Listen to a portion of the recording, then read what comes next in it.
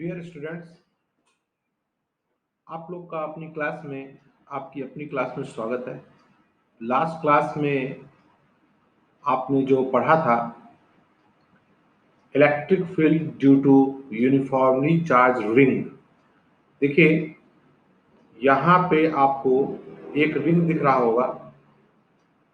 ये जो आपका रिंग है, ये आपने लास्ट क्लास में इस रिंग के बारे में पढ़ा है। इस रिंग से किसी भी डिस्टेंस पे जो इलेक्ट्रिक फील्ड निकालते हैं वो आपने जस्ट इसके पहले वाले लेक्चर में पढ़ा होगा।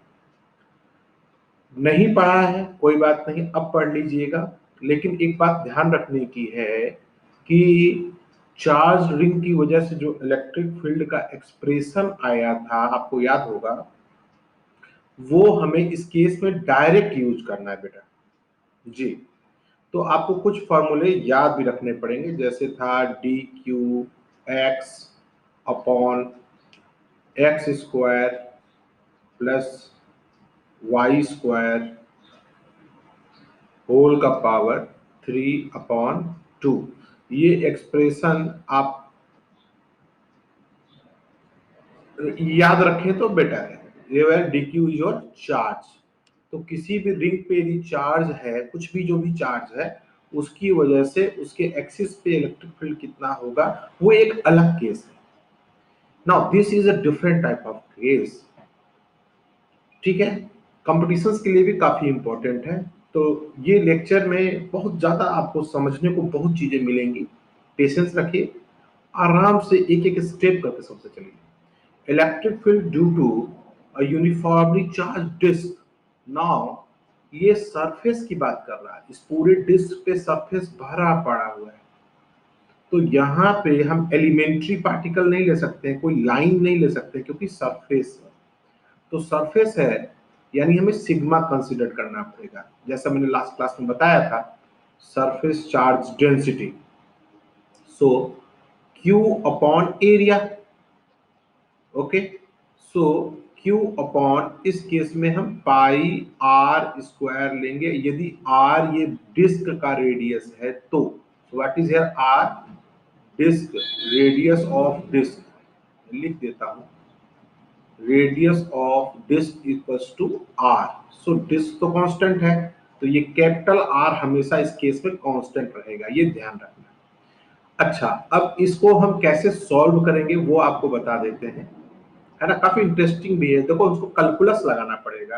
और आपके जो 4 केसेस मैंने डिस्कस किए थे, लाइन की वजह से क्या होगा, फिर रिंग की वजह से क्या होगा, सरफेस की वजह से क्या होता है, वॉल्यूम की वजह से क्या होता है, इन सब में एक चीज कॉमन है। देखो, जैसे जैसे आप, अगर इसको हम क्या मान सकते हैं बेटा, एलिमेंट्री रिंग्स मान सकते हैं, ऐसे कॉन्सेंट्रिक रिंग्स, ऐसे लाखों रिंग को अगर हम एक के ऊपर एक जोड़ते जाएं तो ऐसे करके हम ये डिस्क बना सकते हैं। ठीक है, तो हम ये क्यों किए, ये जरूरी है, ताकि हम फिर इसको 0 से लेके R तक एक इसको इंटीग्रेट कर सकें। देखिए, हर पॉइंट पे ये डिस्टेंस इस पॉइंट से अलग अलग होगा, होगा ना, सारे अलग अलग होगा। और कूलम्बियन फोर्स किस पे लगता है बेटा? कूलम्बियन सोर्स पॉइंट चार्ज पे लगता है। तो एलिमेंट्री चार्ज को हम मान के कूलम्बियन लॉ को लगाएंगे और फिर इसको हम इंटीग्रेट कर देंगे, ताकि पूरे डिस्क का हमें इलेक्ट्रिक फील्ड स्ट्रेंथ पता चल सके। तो आइए शुरू करते हैं।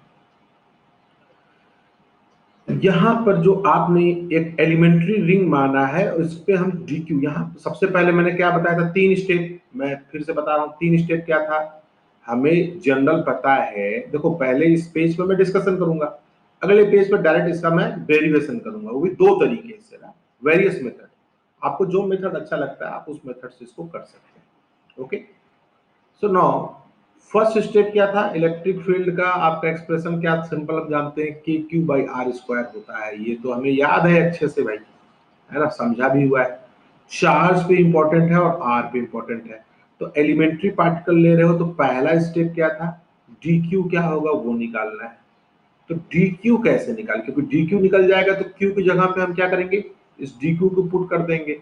आर, आर का मतलब जिस पॉइंट पे आपको इलेक्ट्रिक फील्ड निकालना है वहां से जो भी डी क्यू का, इस केस में डी क्यू आपका ये हो जाएगा ऐसे, तो डी क्यू का कितना आपका लेंथ आएगा, ये आपका हो जाएगा जो भी डिस्टेंस है। तो इस केस में हमने इस डिस्टेंस को मेजर करना, और ये वेरिएबल है, ये 0 टू कहां से कहां तक वैरी होगा।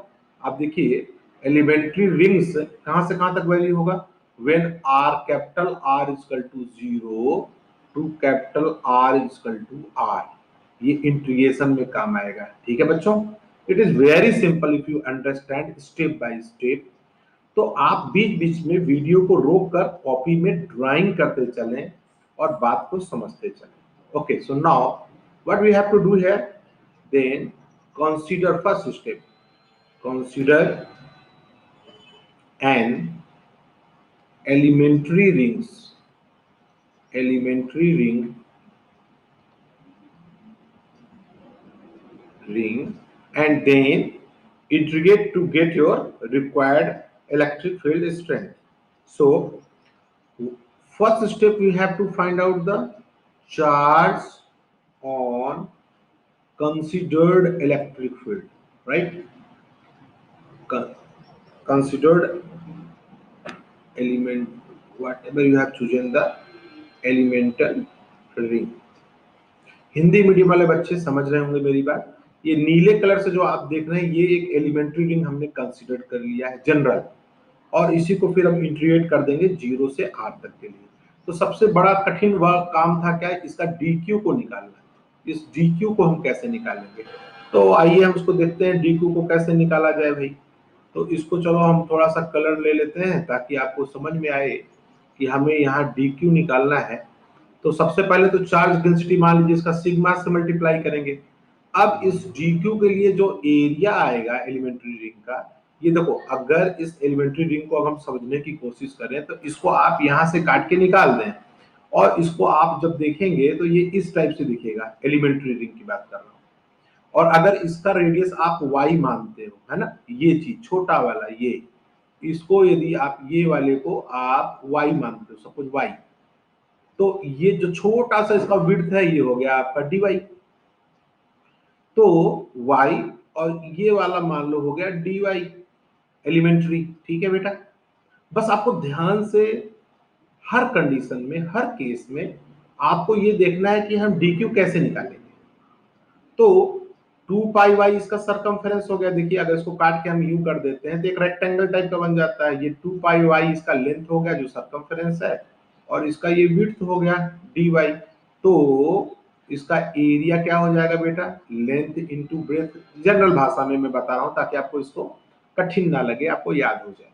तो इसका एरिया कितना हो जाएगा बेटा, that is your 2 pi y into d y. Clear है, what is this, this is the surface, और इस पूरे सरफेस पे आपका सिग्मा चार्ज है। सब पे देखो चार्ज प्लस वाला जो चार्ज है ये सब पे है। तो अगर हम सिग्मा जो चार्ज डेंसिटी दिया हुआ है, यूनिफॉर्मली चार्ज है ना बेटा, देखो ये ऊपर यूनिफॉर्मली चार्ज लिखा हुआ है। तो सिग्मा में अगर इस एरिया को मल्टीप्लाई कर दें 2 pi y into d y, then we get the elementary charge dq। अब इसके बाद हमें पता है कि इसका रिंग की वजह से इलेक्ट्रिक फील्ड कितना होता है। तो रिंग की वजह से जो इलेक्ट्रिक फील्ड होता है वो हम जानते हैं, हमने लास्ट क्लास में निकाला है। अब ये चूंकि dq चार्ज है तो de होगा इलेक्ट्रिक फील्ड। सेम केस, बिल्कुल सही जा रहे हो, de। इसके बाद इसको हम इंटीग्रेट कर देंगे dq के लिए, पूरे चार्ज के लिए e आएगा। वो कैसे निकालते हैं वो आप धीरे धीरे आप इसको सॉल्व करते चलिए। तो de का फॉर्मूला हम जानते हैं k into dq whatever is the charge into x upon x square plus y square whole upon 3/2। सो मैं बता दूं जब ये क्वेश्चन आएगा तो वहां आपको ये डिराइव करके दिखाने की जरूरत नहीं है। ठीक है, इसको आप डायरेक्ट पुट कर सकते हैं। ठीक है, तो यहां मैं नोट में लिख देता हूं, note electric field due to ring. ये समझना पड़ेगा आपको, ये कैसे आया, वो पिछले वाले रिंग से आया। यहाँ आप चुपचाप पुट कीजिए क्योंकि इसका खुद का डेरिवेशन बहुत लंबा है। तो यहाँ आप ये डेराइव करने मत बैठिए, मैं देखो आपको स्टेप बाय स्टेप समझा रहा हूँ कैसे किया जाता है। हाँ, आप भूल गए हैं तो रफ पेज में इसको आप आराम से निकाल सकते हैं, जैसा मैंने पिछले क्लास में आपको बताया था। एक बार डीई आपने निकाल लिया बेटा, इसके बाद आपका काम अब आसान हो गया। अब इसको हमको इंटीग्रेट करना है, तो ई कैसे निकलेगा, हम इसी को इंटीग्रेट कर देंगे, ठीक है। Integrate d e throughout the whole surface करना पड़ेगा। सो कहां से कहां तक इसको इंटीग्रेट करेंगे बेटा, 0 से आर। ये क्या बात हो गई, कैसे, देखो ये रिंग कहां से कहां तक वेरी कर सकता है, मैक्सिमम कहां तक जा सकता है, जब तक ये कैपिटल आर आ जाए। ये वेरिएबल है ना, y की वैल्यू कहां से कहां तक जाएगी, 0 से लेके r तक। आप इस ऊपर वाले रिंग में देखिए कैपिटल आर है, तो 0 से r तक में जो भी एलिमेंट्री रिंग्स होंगे सबको उठा के हमें इंटीग्रेट करना पड़ेगा। अब इसकी वैल्यू पुट करते हैं, इट विल बी इंटीग्रेशन कि dq की वैल्यू चुपचाप पुट कर दो, जो dq की वैल्यू है सिग्मा 2 पाई y dy इंटू एक्स। देखो मैं सब कुछ अलग अलग लिख रहा हूं ताकि आपको सब चीज अलग अलग समझ में आ जाए। ये x है, ये k है, यहां हमने सिर्फ dq की वैल्यू रख दी, divide by x square plus y square whole upon 3/2। ठीक है बेटा। अब इसमें देखो सुविधा के लिए अब ये भी इंटीग्रेशन बार बार नहीं लिखते हूँ, वही इंटीग्रेशन चलेगा। इसमें कांस्टेंट टर्म को बाहर ले लीजिए, कांस्टेंट टर्म में क्या क्या आ जाएगा, 2 पाई के सिग्मा एक्स। देखो एक्स जनरली हम वेरिएबल लेते हैं, लेकिन जिस पॉइंट पी पे आप निकाल रहे हैं वहां से तो एक्स ये कांस्टेंट हो गया ना, ये एक्स कांस्टेंट है, क्यों, आप समझ सकते हैं। ये वाला y वेरी कर रहा है, 0 से लेके कैपिटल आर तक जा रहा है, लेकिन यहां से ये डिस्टेंस पॉइंट का कांस्टेंट है। ओके बेटा, चलिए, तो ये चीज तो आपका कांस्टेंट हो गया। अब आपको इंटीग्रेट करने के लिए जो वेरिएबल बचता है वो क्या बचेगा, वेरिएबल आपका जो बचेगा अंदर y dy अपॉन, इसमें भी y का टर्म है, x square plus y square 3/2। आपका ये 70% काम खत्म हो गया। अब हम इसी को सॉल्व करेंगे। अब इसको सॉल्व देखो बेटा, मैं दो मेथड से करूंगा, मेथड दो यूज करेंगे, मेथड 1 और मेथड 2। आपको दो में जो बेटर लगे आप वो फॉलो कर सकते हो, ठीक है। ओके, तो इसका आप स्क्रीनशॉट जरूर ले लें, इसलिए कि अगला वाला जो डिराइव हम करेंगे उसमें आपको इस फिगर की जरूरत पड़ेगी, ठीक है। ओके, नाउ नेक्स्ट हम उसी एक्सप्रेशन से शुरू करते हैं, और एक सिंपल वे में मैं ऐसे हल्का सा बना भी देता हूं ताकि आपको याद हो जाए, ये ज्यादा कंफ्यूजन ना हो। ये आर था, ये एक्स था, ये आपका एंगल थीटा था, ये आपका एंगल थीटा है, और सो ऑन। तो अभी जो लास्ट एक्सप्रेशन आया था आपका इंटीग्रेशन निकालने के लिए, इलेक्ट्रिक फील्ड कंप्लीट निकालने के लिए 0 to r, वो क्या आया था, बाहर में क्या निकला था उसमें 2 पाई के, है ना, इसको यहां कर देते हैं, इक्वल टू 2 पाई के सिग्मा एक्स, ये तो कांस्टेंट टर्म आ गया, इसको छेड़ना ही नहीं है बिल्कुल, है ना, वाई डी वाई अपॉन, देखो बुक में ये होगा, ये एक्चुअली ये आपका कई बुक में नहीं है, तो लेकिन इससे आपको एक समझ में आ जाएगा कि कैसे हम इसको सॉल्व करते हैं, राइट। अच्छा, तो अभी इसको हम दो अलग अलग तरीके से सॉल्व करने की कोशिश करेंगे। तैयार हो बच्चों।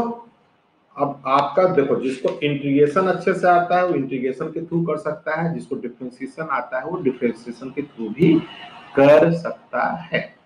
तो चलिए पहले हम सिंपल वे में करते हैं इसको। आपको इसमें y dy को आपको पुट करना है। मैं थोड़ा सा अब आ जाता हूं न्यूमेरिकल्स पे, तो न्यूमेरिकल के लिए हम शुरू करते हैं।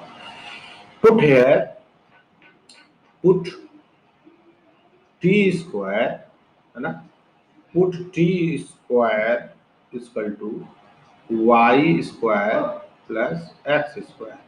बड़ा अजीब बात है, क्यों पुट करें भाई? ये डिफरेंशिएशन जो बच्चे, देखो 11th के बच्चों के लिए बहुत हार्ड है, लेकिन 12th के बच्चे जो इंटीग्रेशन पढ़ चुके हैं वो मेरी बात अब समझ रहे होंगे। आप देखेंगे कि इससे बहुत इजीली सॉल्व हो जाएगा। तो इसकी जगह पे हमने यहाँ पे पुट करना पड़ेगा टी स्क्वायर। तो इसको डिफरेंशिएट करोगे तो क्या होगा? On differentiating it, what we get? 2t dt equal to 2y dy, है ना? बच्चे कहेंगे सर आप तो बताए थे। बेटा सिंपल सी बात है, x का पावर n को आप डिफरेंशिएट करेंगे dy by dx, then what we get? n into x का पावर n माइनस 1। तो इस तहत पे आप इसको आराम से समझ सकते हैं। बाकी आप डिफरेंशिएशन मैथमेटिक्स देख सकते हैं, इससे ज्यादा यहाँ मैथ की जरूरत नहीं। ओके। और एक चीज याद रखिएगा, जब हम ये चीज चेंज करते हैं तो लिमिट को उसी के साथ चेंज करते हैं, ये बहुत इंपॉर्टेंट है, मैथ्स में भी आपको ध्यान रखना होगा। We have to change the limit also. So what we see है, when y is equal to 0, y 0 होगा, when y is equal to 0, then t is equal to y, and y is equal to capital R, then this t is equal to क्या बन जाएगा? ये root r square plus x square, r square plus x square. रटना नहीं है बेटा, ना ना ना, रटने का काम। देखो ये आपका y है, y आपका क्या माना था अभी आपने? इस वाले लेंथ को आपने y मान के चल रहा था, जो वेरिएबल था 0 से लेके ये। तो आप देखें कि y को जब आप 0 ले आएंगे, यानी आप y को 0 कब होगा? y सेंटर पे होगा। तो सेंटर पे जब ये डिस्टेंस आप ले आएंगे तो आपने टी स्क्वायर माना हुआ, यहाँ y की पुट करेंगे, आप यहाँ पे वैल्यू पुट कीजिए, तो यहाँ ये आपका आ गया, ये आपका ये x आपने मान के रखा है। ठीक है बेटा? तो आप इसको सब्स्टिट्यूट करके देखेंगे अपने आप वैल्यू आपका कि कहाँ पे क्या चीजें आती हैं। ठीक है? एक्स रूट आपको ये वैल्यू कितनी थी? ये वाली कितनी आ रही थी आपकी? X square plus y square ना, x square plus y square. ठीक है बच्चों? तो देखिए r square plus x square, अब जब इसको आप आगे सॉल्व करेंगे तो आपको क्या मिलेगा? इज इक्वल टू के sigma 2 pi x integrate over what you get है, आपका यहाँ क्या था ऊपर? तो ये आपकी चीजें थी, मैं इसको थोड़ा सा मिटा दूं। ये आपका y dy की जगह पे ये जो चीज y dy है, ये देखो यहाँ से आपका 2 और 2 कैंसिल भी हो जा रहा है, ध्यान देना। तो y dy की वैल्यू कितनी आ जाएगी? t dt, right? तो यहाँ लिख देते हैं हम अभी लिमिट क्या चेंज हो जाएगा? x to root r square plus x square, right? Okay, so t equal to यहाँ इसकी वैल्यू पुट करना पे ये एक्स आए, एक्स एक्स। देखिए इसको थोड़ा सा इसको साफ में बनाएं तो आपको ज्यादा समझ में आ जाएगा। ये वैल्यू थी एक्स, ये वाली वैल्यू जो है ये हाइपोटेन्यूज है, और ये वैल्यू है आपका सिंपल वाई। तो ये वैल्यू हो जाएगी आपका x square plus y square. अगर ये x है ये y है तो, और ये कैपिटल R हो जाएगा जब ये मैक्सिमम कंसीडर करोगे तब, राइट? तो जब ये आपका y आप 0 पुट करेंगे, नीचे आएंगे 0 पे, तो ये वैल्यू कितनी घट के हो जाएगी? x। और जब y मैक्सिमम आप जाएंगे, मान लीजिए कंप्लीट यहां तक जाते हैं, तो ये 90 डिग्री है, ये हो जाएगा x square plus y square. और y इक्वल टू आर ना, इस केस में y इक्वल टू आर भी हो जाएगा जब फुल लेंगे तो उस केस में हम इसको लिख सकते हैं root x square plus r square, क्योंकि y इक्वल टू आर है जब ये बिल्कुल होगा। आप इस टाइप से इसको समझ सकते हैं। ठीक है बच्चों? तो पुट करके आप चेक कर लीजिएगा, सॉल्व कीजिएगा। तो अभी इसकी वैल्यू कितनी हो जाएगी? यहाँ पे टी डी टी पुट कर दीजिए। अब तो कुछ नहीं है, आपको इस वाले केस में यहां से सीधे यहां ले लीजिए यूं, t d t x square plus y square की वैल्यू पुट कीजिए जो आपने माना था। So t square whole power क्या आ जाएगा ये 3/2, यही है ना। तो यहां से 2 कैंसिल हो जाएगा, हमें क्या मिलेगा ये integration T d T upon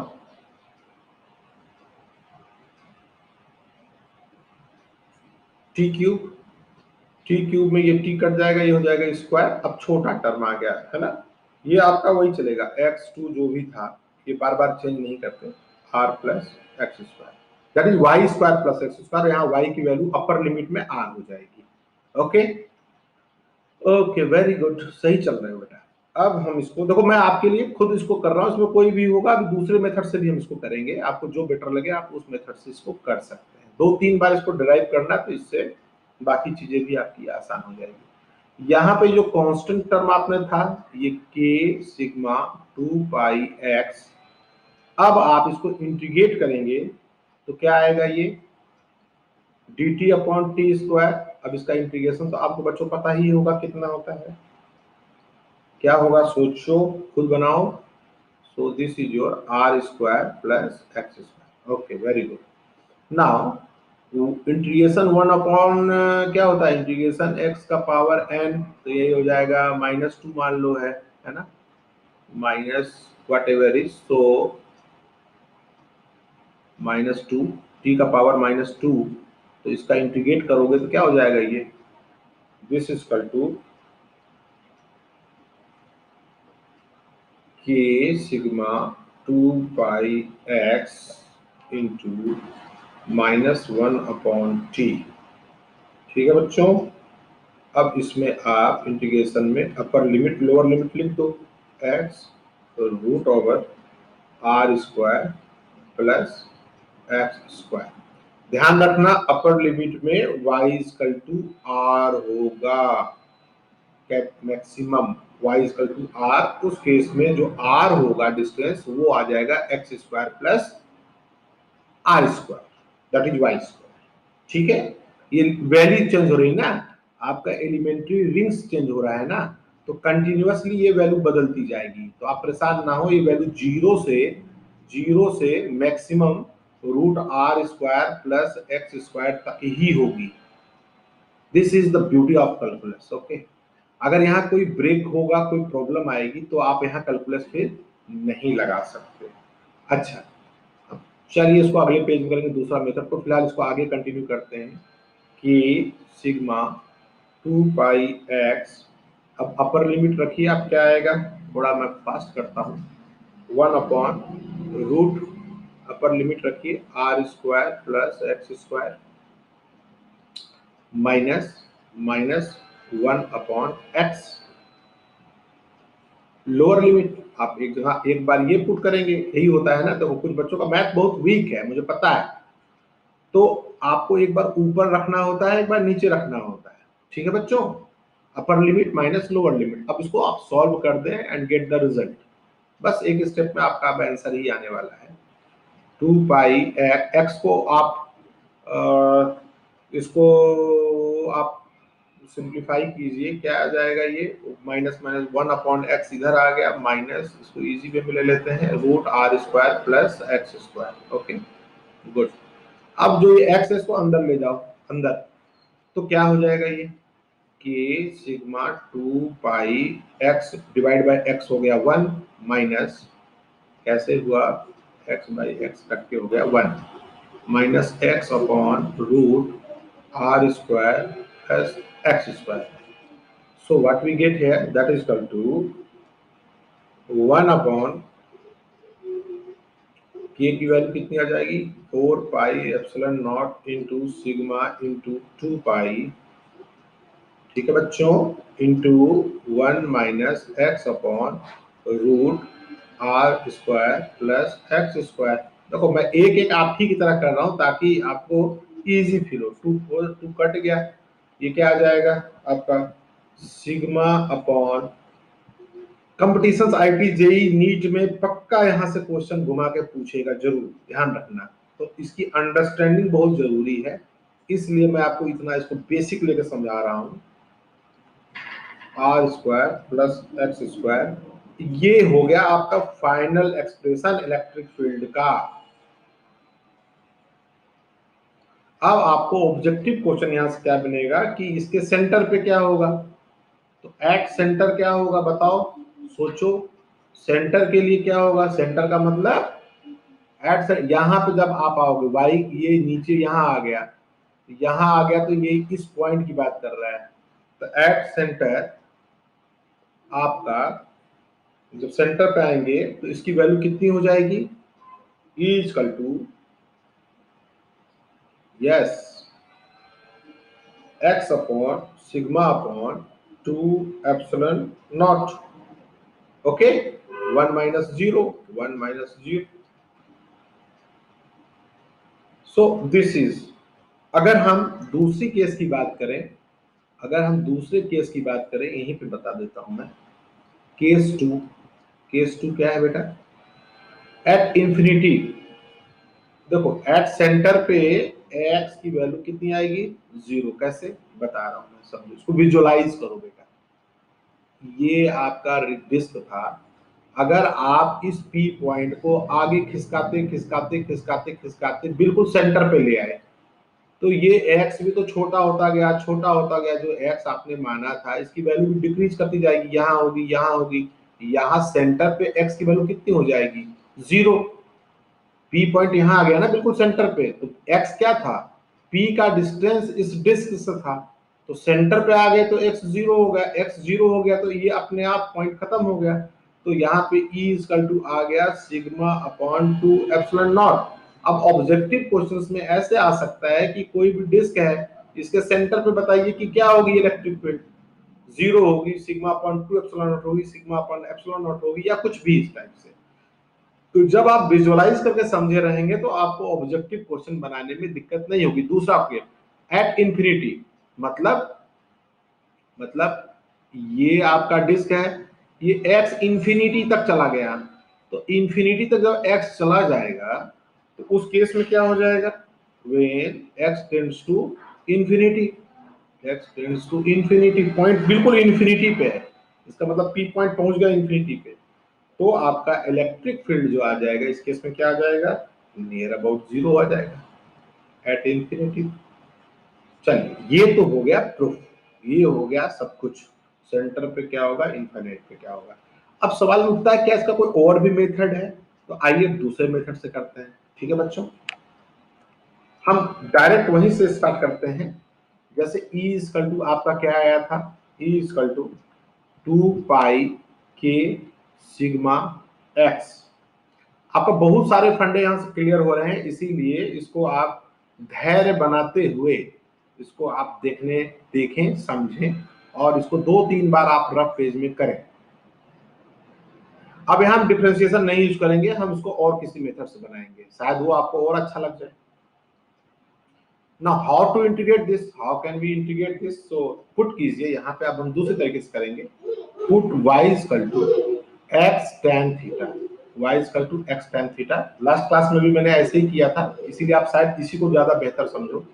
तो dy इक्वल टू क्या हो जाएगा, x sec square theta d theta, इसकी वैल्यू सब्स्टिट्यूट कीजिए, then we get e equal to 2 pi sigma k x integration, सबकी वैल्यू आप पुट कर दीजिए, y dy की वैल्यू पुट करेंगे तो y की वैल्यू कितनी आ जाएगी, x tan थीटा। देखो ये y की जगह, इस y की जगह इस y की वैल्यू पुट कर दो, इनटू dy की वैल्यू पुट करो, dy की वैल्यू क्या है, x sec square theta d theta.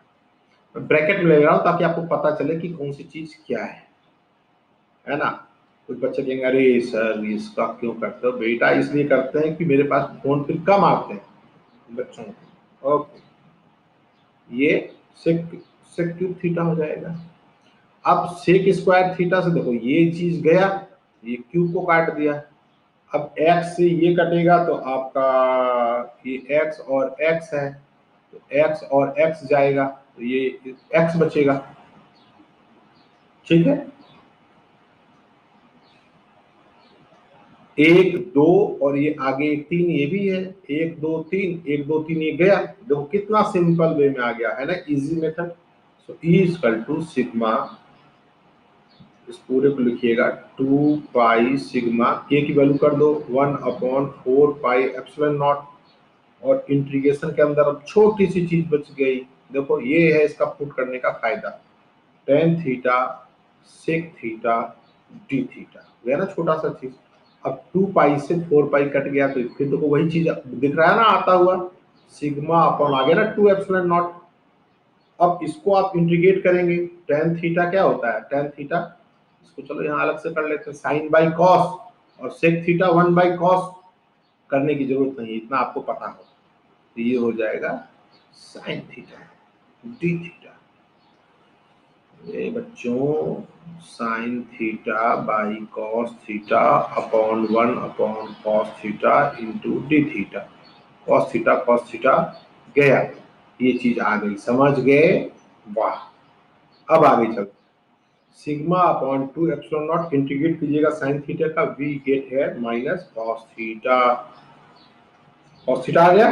अब इसका आप पुट कीजिए, थीटा इसकल टू क्या था, याद करो, याद करो, पहले वाले स्लाइड पे जाके चेक कर लेना, ये था theta. Theta cos theta equal to क्या होता है, बेस अपॉन हाइपोटेन्यूज। बेस किसको मानेंगे, ये हो गया, हाइपोटेन्यूज किसको मानेंगे, ये हो गया, बेस क्या हो गया, ये हो गया। तो कॉस थीटा को क्या लिख सकते हैं, x upon root over x square plus y square. Good, now put this value, cos theta की जगह इसको रख दीजिए आप, तो आपको क्या मिल जाएगा, यहाँ यहीं पे बना देता हूँ, सिग्मा अपॉन 2 एप्सिलॉन नॉट और फिर minus x upon root x square plus y square, और ये हो जाएगा 0r। ठीक है, ठीक है भाई। अब इसकी वैल्यू जब आप पुट करेंगे तो हम यहाँ जाके देखेंगे क्या बन जाएगा, ये सिग्मा अपॉन 2 एप्सिलॉन नॉट, फिर ये उसी तरीके से आप जब वैल्यू पुट करेंगे 1 minus x upon root x square plus r square, है ना, upper limit lower limit put करके आप देखें इसको, यही चीज आ जाएगी। अब यहाँ पे थोड़ा सा इसको समझना आपको यहाँ से आसान होगा कि जब अब आप सेंटर पे आएंगे, देखिए जब आप सेंटर पे आएंगे, देखो दोनों तरीके से आप कॉस थीटा को भी लेके समझ सकते हैं, कॉस थीटा से लेके भी आप समझ सकते हैं, ठीक है। यहाँ भी पुट करेंगे तो आपको सिग्मा 2 एप्सिलॉन नॉट आ जाता है, तो एक तरीका ये है, आप यहाँ से इसको निकाल सकते हैं। एट सेंटर, एट सेंटर, देखिए सेंटर पे आप इस चीज को ले आइए यहाँ पे, तो सेंटर पे ले आएंगे यहाँ पे, तो ये x जो है टेंड्स टू 0 हो जाएगा, देखो x टेंड्स टू 0 हो जाएगा जैसे ही सेंटर पे आएगा, तो सेंटर पे ले आएंगे तो x tends to 0, 0 tends to नहीं 0 हो ही जाएगा, एग्जैक्ट सेंटर पे आएगा, तो we get E equal to sigma upon 2 epsilon naught. आ गया बच्चों, सही है। अच्छा, कॉस थीटा के टर्म में करें, तीसरे तरीके से समझने की कोशिश करें तो कैसे करें इसको, तो समझिए E इक्वल टू, इसके बाद इसका मैं ग्राफ अभी डिस्कस करूंगा, सिग्मा अपॉन 2 एप्सिलॉन नॉट, यहाँ आया था 1 माइनस कॉस थीटा, सही है, सही है।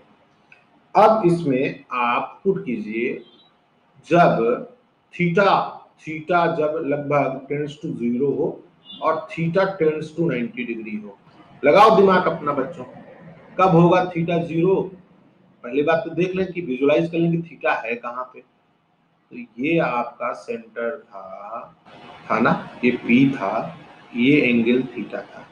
अब देखो दो ही चीज हो रही है आपकी, क्या, केस 1, जब P जो है वो ये जो लेंथ x है, यानी x टेंड्स टू 0 हो रहा है, यानी x धीरे धीरे इधर इधर खिसकता जा रहा है, और P यहाँ आ जाएगा, P यहाँ आ जाएगा, तो इस केस में सेंटर का केस हो गया ना सेंटर। तो जब ये यहाँ आएगा तो देखो बेटा, जब ये पॉइंट P इसके पास आएगा, ध्यान देना तभी समझ में आएगा, तो ये थीटा डैश, ये जो थीटा की वैल्यू है इसका मुंह खुलता हुआ दिख रहा है ना, तो जैसे जैसे पॉइंट इसके पास आएगा थीटा टेंड्स टू क्या होता जाएगा, 90 डिग्री। थीटा 90 डिग्री होगा तो आप समझ सकते हैं कि क्या होगा, ठीक है। तो जब आपका थीटा और इनफाइनाइट पे जब आप इसको लेके जाएंगे, बिल्कुल दूर लेके जाएंगे, दूर लेके जाएंगे, दूर लेके जाएंगे, तो आप कंसीडर करो ना ये है और ये बिल्कुल दूर आप इनफाइनाइट चले गए। अभी थीटा बड़ा हुआ या छोटा हुआ? थीटा होता जाएगा छोटा, तो टेंड्स टू इनफाइनाइट जाओगे तो थीटा टेंड्स टू हो जाएगा 0, तो कॉस थीटा कितना हो जाएगा 1, 1 हो गया। तो कॉस थीटा की वैल्यू जैसे इनफाइनाइट पे 1 होगी तो 1 - 1 0 हो जाएगा। ये समझना आसान है। और जब थीटा की वैल्यू 0 टेंड्स करेगी मान लो, है ना, तो 1 हो गया। अब जब ये बिल्कुल पास में आएगा, थीटा की वैल्यू 90 होगी, तो cos 90 की वैल्यू कितनी हो जाएगी? cos 90 is 0, right, 0। तो देखो जब ये P पे आएगा, P पे आएगा, तो थीटा टेंड्स टू सेंटर पे क्या होगा? Theta tends to 90 degree, cos 90 की value 0, we get E equal to sigma upon 2 epsilon naught at center। कोई नोट्स बनाने की जरूरत नहीं, समझ गए तो बस ठीक है। और इनफाइनाइट पे क्या हो जाएगा? ये हो जाएगा। चलिए बहुत अच्छी बात है। 1 मिनट आपका और लेंगे। अगर हम इसका ग्राफ बनाते हैं, most important thing, graph, my God, graph की बात करें तो ग्राफ पे अगर ये आपका x है, x बढ़ रहा है, तो आप देखिए सेंटर पे ये चीज मैक्सिमम आ रही है। कितनी आ रही है मैक्सिमम? ये वाला केस आ रहा है सेंटर पे मैक्सिमम, तो इसकी वैल्यू आ जाएगी यहां से यहां तक, यहां कितना आ जाएगा पॉइंट पे? सिग्मा अपॉन 2 एप्सिलॉन नॉट, यानी कि ये वैल्यू आपकी ई की है, ई, ये पॉजिटिव होगी। और जैसे जैसे आपका x बढ़ेगा वैसे वैसे ये चीजें कम होने लगेंगी, ऐसे। ठीक है, समझ गए बच्चों? Very good. अब अगर इसके हम बैक साइड में जाएंगे, मान लो हम इधर जाते हैं, x निगेटिव डायरेक्शन में जाएंगे, तो देखो ये आपका plus plus plus plus plus plus plus आ रहा है। तो इस केस में जाएंगे तो सेम सिमेट्रिक होगा, यहाँ पे ये आपका minus sigma upon 2 epsilon not हो जाएगा। भाई अगर निगेटिव चार्ज भी रखें तो क्या होगा? इलेक्ट्रिक फील्ड का वो अपोजिट हो जाएगा।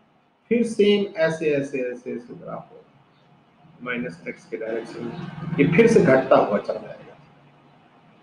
तो मेरे ख्याल से आपको बातें समझ में आ गई होंगी। आप इस ग्राफ को फोकस करें, x इक्वल टू 0 इनफाइनाइट पे क्या होता है और x इक्वल टू 0 पे क्या होता है जब भी यूनिफॉर्म चार्ज पार्टिकल डिस्क होता है। तो और एक आपको रिक्वेस्ट ही समझ लीजिए आप कि ध्यान रखिए, नहीं तो सारी मेहनत आपकी बेकार हो जाएगी। पहला dq को निकालते हैं, दूसरा de को निकालते हैं सब में, तीसरा इलेक्ट्रिक फील्ड निकालते हैं इंटीग्रेट करके de को, और चौथा उसको एनालाइज करते हैं। जब आप इस तरीके से आप फिजिक्स को समझेंगे, देखो ये लास्ट टॉपिक है प्रूफ वाला, है ना, तो बड़ी खुशी की बात है आप इलेक्ट्रिक फील्ड लगभग लगभग अगर इतना कर लिए हैं तो बोर्ड के क्वेश्चन जो भी आएंगे वो सब हो जाएगा। न्यूमेरिकल में एक बार यूनिट 1 खत्म कर दूं तो एक एक करके न्यूमेरिकल भी इसी तरीके से समझाऊंगा आपको। ठीक है बच्चों, अब इसके बाद नेक्स्ट क्लास में मैं आपको स्टार्ट करूंगा potential at A point. What is potential? Potential at A point and potential difference. समझने में आपको लग रहा होगा एक बार समय देना होगा, लेकिन रिवीजन आप उतने आसानी से करेंगे। तो समय दीजिए, एकांत में पढ़िए, पढ़ते समय डिस्टर्बेंस ना हो तो बेटर है। अपने ब्रेन पावर को बढ़ाइए, वो सिर्फ एनालाइज करके होगा। आत्म मंथन करें, समझें, बार बार समझें, दोस्तों को समझाएं, इस वीडियो को दोस्तों को शेयर करें, 2 से 3 दोस्त को, और उनसे डिस्कस करें, उनसे ऐसे समझें या तो उनको समझाएं, बहुत फायदा होगा। ठीक है बच्चों, ओके, जय हिंद, जय भारत।